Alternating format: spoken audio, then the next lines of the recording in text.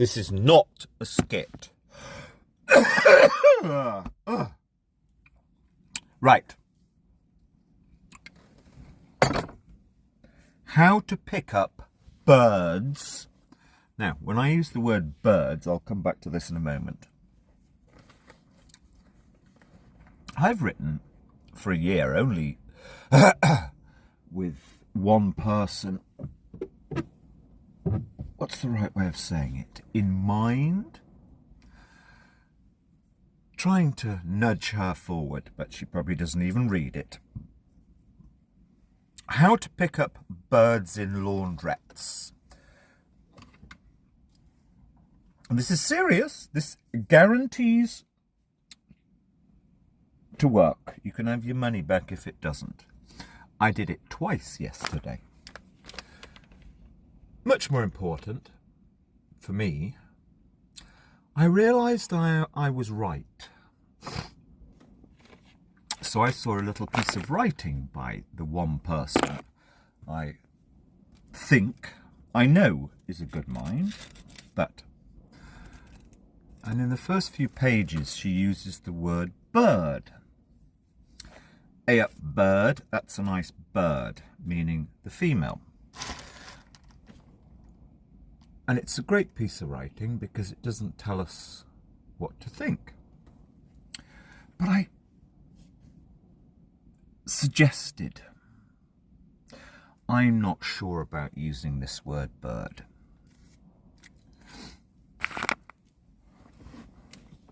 You've got this tyranny of this new supposedly educated younger people, or even the middle-aged, who they're going to they're not going to love you for using that word.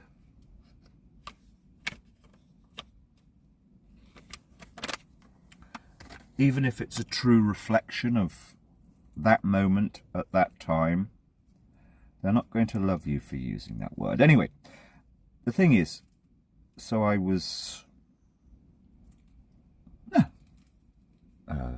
pure, lovely communication, just trying to have a conversation about that, to me, not terribly important issue. Wishing the writer the very best. But I actually think I was right. Only the last few months I've realised I was right. Well, it's more than word policing. Word policing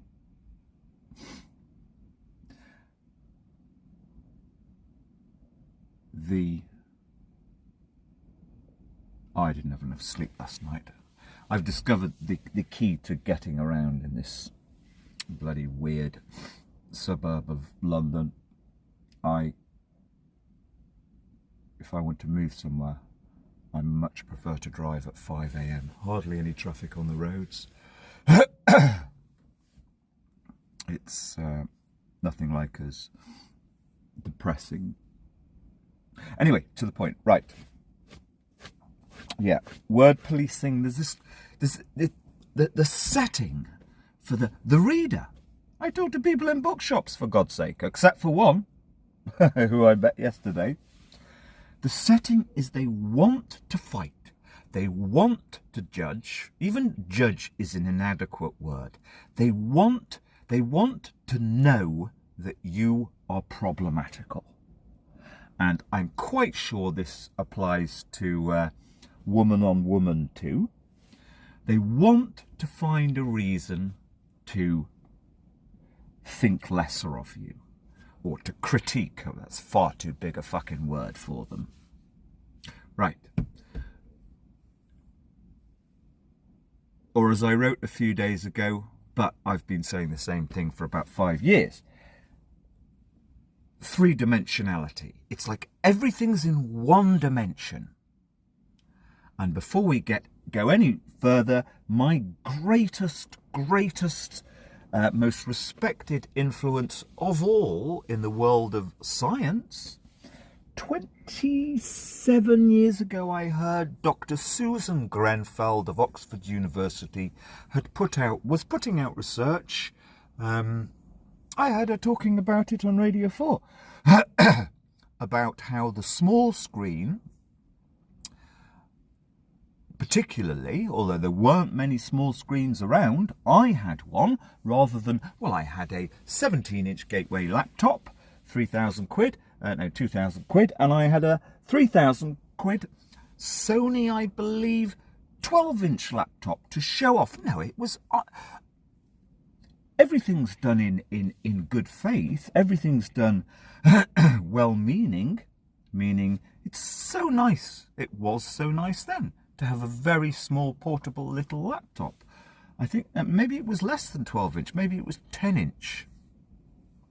And I had to work a lot using the computer, the laptop, moving between home and my little shop, which I would spend 20 hours a week in around childcare.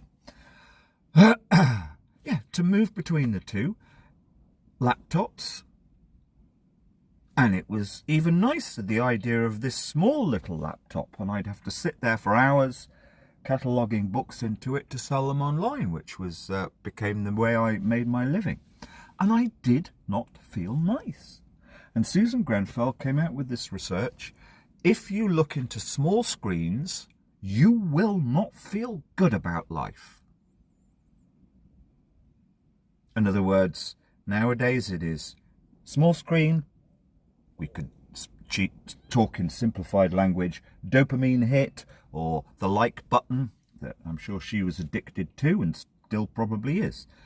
I don't even look at my comments or anything, or likes. I don't want to know about other people's silly habits of, oh, like. Now, small screen, you spend a while looking into it by objective measures of how your mind-body is at that moment. After a period looking into a small screen, it's measurable. You're not feeling great. Your outlook, etc., has reduced. It is more angsty. It's quicker to feel bad about a situation rather than see the silver lining. Blah, blah, blah. Anyway, where was I? Because this is going to be quick. What's this about? This is about only one thing: how to pick birds up in laundrettes. It works. I have no interest in. There's only one bird I think about. But yeah, this... And in fact, that's quite a good example. If your average thoughtful... well, they think they're thoughtful, one-dimensional mind, especially a female reader these days, is going to read something, particularly on their little small screen, which none of my material's made for the mobile. It's not optimized for mobile, but probably only ever gets consumed by mobile, which is why I try and do more audios, actually. But not that I expect ever to achieve anything. But the point is, yeah, if somebody encounters that word, bird, the average Bristol University educated, or even worse, UWE educated, smug, particularly woman, who comes across that, is going to, their default position is going to be, you can't say that. That's an insulting word. And fair dues, as of about 30 years ago, it did become a bit of an insulting word. I use it only for fun.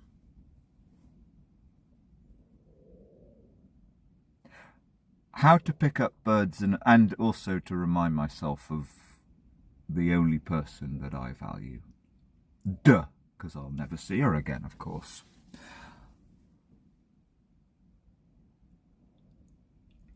This is so interesting. So, if you're in a laundrette, not Falmouth, they're so... and I'm allowed to say that. A year ago I think it was January last year, on Front Row, Radio 4, a local woman, 30-year-old, had written a book. And on Front Row, Radio 4, at 7:15 in the evening, She actually used the words, and she was allowed to because she's a female and local, although can't afford to live on the coast, of course, has to live inland, and it's so horrible inland. It's a wasteland. Anyway, she stated Falmouth is a theme park, and I think she actually understated this. It's just such a theme park. Falmouth Laundrette, forget it. It's full of goddamn... I wouldn't try and pick any birds up in Falmouth Laundrette. It is just full of these holier-than-thou, self-righteous younger people who pretend they're all green and super bohemian, hipster, blah, blah, blah. Whilst avariciously, desperately trying to mine every penny from the local economy through their, hey, we put up mindfulness, this, that and the other. Anyway, forget, I've no interest in them. I wouldn't want to pick one of them up, but the most important thing is you cannot have a three-dimensional conversation with them. Everything is one-dimensional, even though many of them will have gone to the even supposedly better universities, and then they try and hide it with paint-spattered clothing, making them look down-to-earth and homespun in their theme park. I've met quite a few of them. Anyway, to the point. How to pick up real birds in laundrettes. This really works, this line. And I'm serious. I'm useless at picking up anybody, but it really works. So you're in the laundrette or anywhere else, and you get talking with some woman, and you put, as soon as you can, children into the conversation. I happen to have been talking about children for 30 years, actually. So I can feed children in quickly. Now, this is where it gets interesting. So you've got two types of people, basically. The sort of down-to-earth-ish, ordinary folk who, if you say to them, I really feel for you because this area, like my last area, is absolutely so full of drugs. It's a minefield for your kids. And interestingly, I haven't seen any of the sniffing the nitrous oxide cans here. And I'd assume they don't use them, but because my last area, you go any car park after dark, and it's full up with, well, no, it's not full up because it's much more sparsely populated than down here, but you will find 2 or 3 cars of kids come, and they're just, I didn't even know what they were doing. This noise of no, it's these nitrous oxide cans which have been banned, I believe, but they'll find a way. Anyway, the down-to-earth woman last night, who I met, mother of 4 kids, aged 18, 14, blah, blah, blah, and down, she was great. We were having a good chat. And she told me, yeah, they do the nitrous oxide here as well, which I haven't seen any cans littered around. Anyway, to the point. How to pick up birds in a laundrette. So you've got 2 kinds. The kind that actually will have a real conversation, as per this woman who's telling me that the local kids, her kids, are just so distressed that there is so much drugs around that other kids are using. And then you have the what I call mermaids, who are, of course, well, it's all about they bought into the theme park, the myth, the fantasy. Oh, this is so much more utterly wonderful community of truly coherent, lovely, community-focused people. Now, it may be in just 1 or 2 very specific little places, communities of people who essentially are clinging together because they're of the same financial cohort and want to pretend that whatever. But to the point. So your mermaids, you cannot have a 3-dimensional conversation with. It is literally impossible. We had plenty of mermaids back in my previous reason, but here there are even more of them. They litter the gutters of Foulmouth, and I'm afraid to say Gweek is 100% mermaid, or 99%, because I know there's one who isn't one. And there'll be other places that are just the same. The mermaids. So the mermaids just as soon as you put into the conversation, oh, I'm so mindful of how tough it must be for a parent these days with so many problems. The reality is that the kids, even if your kids are beautiful, your kids are so Montessori, bloody perfectly living in their bubble, they're gonna have friends and they may fall in love with a 12-year-old who's addicted to her smartphone and addicted to fucking ketamine or whatever. No, as soon as you speak like that, they immediately, oh no, what, you're only full of bad vibes, and they don't quite say it, they haven't got the guts to actually say it usually immediately, but that's exactly the setting they go into. Oh no, I only know lovely people, I only know loveliness. But this works even on them, I've discovered. It is actually, I did it yesterday unintentionally. So I actually met a sort of nearly 30-year-old mermaid who didn't have any children. And okay, she lives by Penzance, which is a bit less because it's so seedy. Even the mermaids, they will say, oh no, it's only loveliness here. Well, you cannot avoid wandering around Penzance a lot of very ill-looking people. And it's not natural illness. Anyway, so this works. With the down-to-earth, straight away, they're your new real friend, if you tell them this. With the mermaids, they want to stop you saying anything about anything. They're so fucking narcissistic. They curate and well, this woman I enjoyed speaking with her because although she works in children's services, works for the government, actually after her initial minute of, oh, it's all so lovely, then she started to be real and no, it's terribly problematical. I have no idea how on earth we're going to blah blah blah. Right, but it works. This works even with the mermaids. So what you do is you say, look, I've had lots to do with kids, whatever, find your way in. If I drop dead here in this laundry now, I will leave you with one tip. Now, mermaids, as soon as you say something like that, it's like, oh no, you're going to aggress me with your actual knowing about real life. I mean, their body language just immediately. It's that they have certain looks in their eyes. Oh, it's just so boring. But this will break through even the mermaid fake smile. They never grimace, but they have a certain kind of smile that I know what it is. And one particular woman doesn't have this, but the rest of them, because she's not British born, but they just have this look. They'll never allow a grimace, even when they're telling you what a complete and utter inhuman cunt they think you are for being a real human being.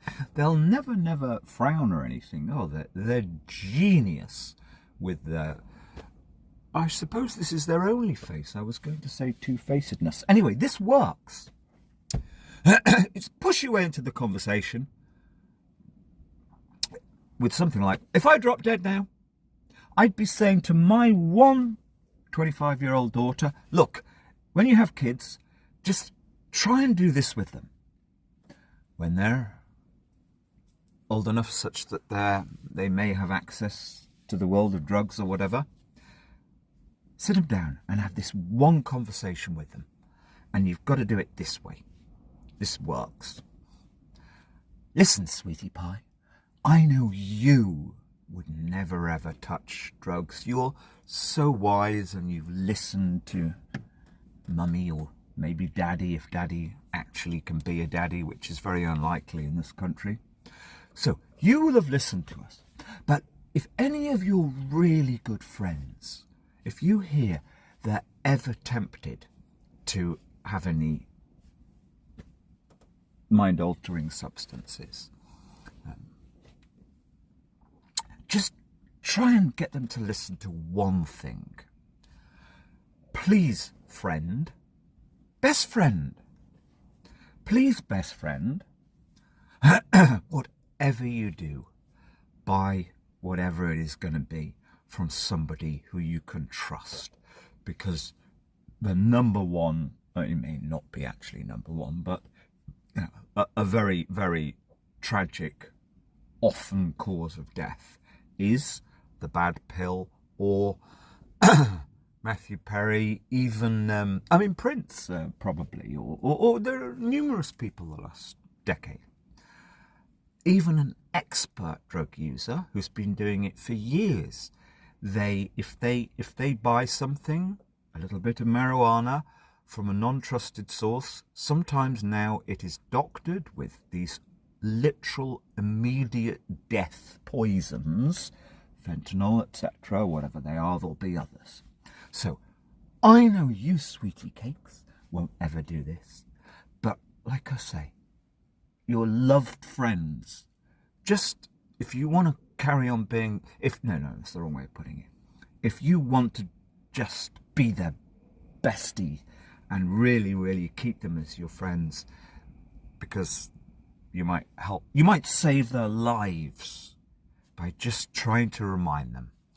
Get your stuff. Number one important thing, get your illicit substances for your illicit girls riding club. Mine was not illicit, it's a joke that I use that word. Get it from somebody you can trust. There'll be somebody around who has a weird kind of personality complex. I know. I met one once. I'd spent some time with him. Who, to him, it's usually him, that their drugs have got to be pure and the best. So try and find that person so that you're using the safest possible, that your friend is using the safest possible stuff. If you say that to a woman, I can guarantee you, even the mermaids, the mermaid I did it on yesterday, her complete personality, you've got to say it quietly, of course, and nicely, in kind of, I am a mermaid of Gweek speak, which I can do. But it works. They will never tell you to your face, of course, God, I respect you. You're the only person who said such an intelligent and sane thing, and furthermore clearly know how to deal with young people, because you can't suggest that they're going to be the person who would use the substances.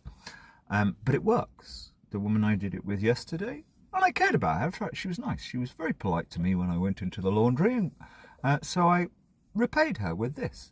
And I said, the kids that you're working with, who she does CBT with, just try and pass this over. If there's one thing to pass on to them, try and pass this over. And after being, the usual default, well, we don't use the word bitch, but like the CBT she's paid to rescue the kids with, we do light CBT. Bitchiness light. I could see her face change. Gosh, I'm actually enjoying speaking with this man. And that is pretty good, what he's just said. Now, she completely denies that any of the many kids she's dealing with are going to be taking drugs, or probably her neighbours. If she lived in Gweek, she would deny everything in reality. But she knows inside that many of them are around people or using drugs, and she knows she's heard a great bit of advice. And to actually also have come across somebody who's not going to put up with her fucking nonsense and rudeness and inhumanity and the dull one dimension that she is. She likes it. How to pick up birds in laundrettes.